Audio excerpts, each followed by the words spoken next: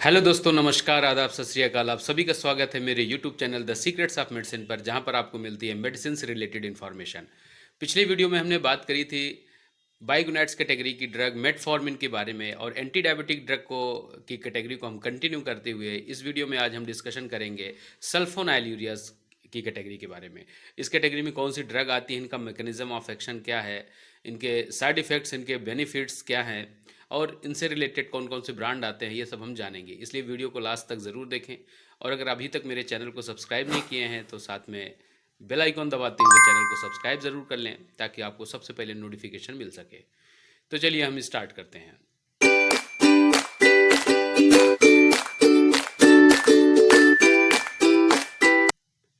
सल्फोनाइलयूरियाज category में जो drug आती हैं उनमें ग्लिपिजाइड, ग्लिक्लाजाइड, ग्लाइब्यूराइड, क्लोरप्रोपामाइड और टोल्जामाइड, मतलब लास्ट में आइड कैटेगरी, आइड जो एक लगा हुआ ग्रुप वो रहता है इसमें। तो इसको पहचानने का यही तरीका है। और सल्फोनाइलयूरिया, जैसा कि नाम से ही पता चल रहा है, इसमें सल्फा ग्रुप लगा हुआ है। तो खास तौर पर इन कैटेगरी की ड्रग को, जिन लोगों को सल्फा ड्रग से एलर्जी है, उनको प्रिस्क्राइब नहीं कर सकते। इसलिए डॉक्टर्स को बताना ज़रूरी है कि अगर आपको किसी भी तरह की एलर्जी है उनसे, तो ताकि अल्टरनेटिव ब्रांड वो अल्टरनेटिव ड्रग दे सकें। चलिए हम इसकी बात करते हैं मैकेनिज्म ऑफ एक्शन की। तो सल्फोनाइलयूरियाज का जो काम होता है वो पैनक्रियाज की बीटा सेल से इंसुलिन के रिलीज को बढ़ाना होता है। आमतौर पर क्या होता है, जिन लोगों को शुगर का प्रॉब्लम होता है तो सेल्स में ग्लूकोज जैसे ही आता है तो ग्लूकोज का लेवल बढ़ने की वजह से इंसुलिन उतना काम नहीं करता है, तो इंसुलिन कैरी नहीं कर पाता है शुगर को। इससे हमारे मसल्स और टिश्यू में ग्लूकोज नहीं पहुंच पाता है, जिनसे हमें एनर्जी मिलती है। तो वो ग्लूकोज इकट्ठा होने लगता है सेल्स में। अब ग्लूकोज का लेवल बढ़ने की वजह से सेल्स में जो मौजूद होते हैं पोटेशियम चैनल, वो ओपन हो जाते हैं और वो उसको रिप्लेस करने लगता है, यानी कि कैल्शियम जो है तो बाहर जाने लगता है, फ्लक्स स्टार्ट हो जाता है उसका।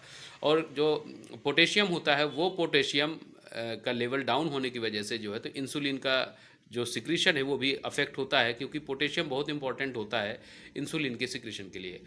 तो जैसे ही हम इस कंडीशन को ठीक करने के लिए सल्फोनाइलयूरियाज देते हैं, और सल्फोनाइलयूरियाज क्या करती है, पोटेशियम चैनल को ब्लॉक कर देती है। पोटेशियम चैनल जैसे ही ब्लॉक होगा तो पोटेशियम का लेवल सेल्स में बढ़ता है, और ये क्या करती है, फिर कैल्शियम चैनल को सेंसिटाइज करती है। और कैल्शियम चैनल जैसे ही सेंसिटाइज होगा तो कैल्शियम रिलीज होता है। कैल्शियम जो बीटा सेल्स में जो इंसुलिन भरा होता है उनके वेसिकल्स को डीग्रेनुलेट कर लेती है।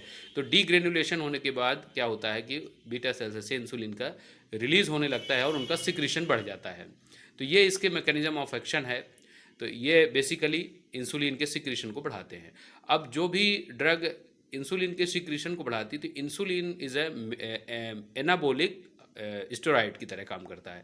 तो ये जो भी एनाबोलिक हार्मोन होते हैं वो क्या करते हैं, उनका सबसे बड़ा जो डिसएडवांटेज होता है वो वेट गेन का होता है। तो सल्फोनाइलयूरियाज में जो ड्रग आती हैं उनमें वेट गेन का एक साइड इफ़ेक्ट्स होता है।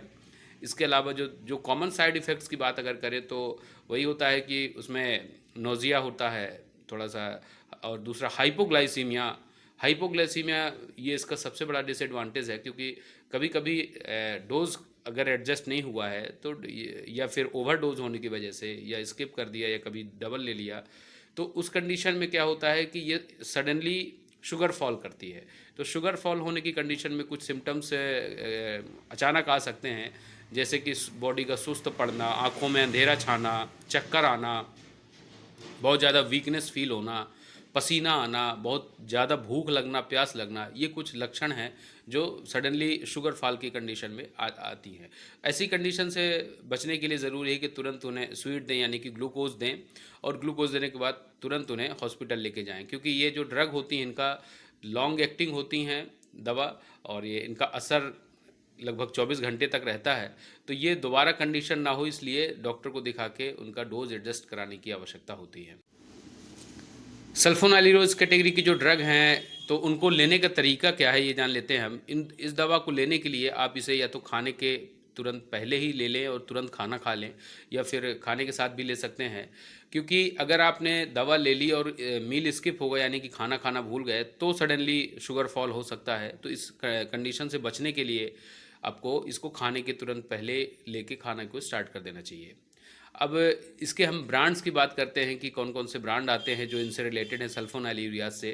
तो जो पॉपुलर ब्रांड है उनमें एमरिल, और इस कॉम्बिनेशन में कई बार मेटफॉर्मिन भी दी जाती है, तो एमरिल M1 के नाम से एमरिल प्लेन हो गए और एमरिल M1 मेटफॉर्मिन कॉम्बिनेशन के साथ में, ग्लिमिप्राइड के साथ में।